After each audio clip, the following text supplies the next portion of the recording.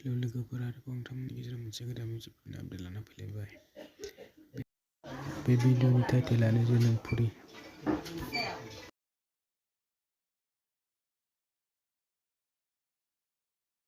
बे फेसबुक पस्टनि गेजेरजों पस्ट खालामनानै खोन्थादों जे बिथांमोननि गोदान मिउजिक भिडिअ फैगासिनो दं होननानै आसा खालामो। बिथांमोननि गोदान भिडिअखौ थाबैनो नुनो मोनगोन आरो मोजां जागोन होननानै।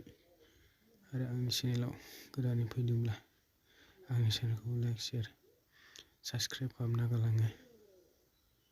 आरो जेब्ला बिथांमोना फुल भिडिअ आपल'ड खालामगोन अब्ला आं नोंथांमोननो खनसे आपल'ड खालामना खिन्थाबावगोन।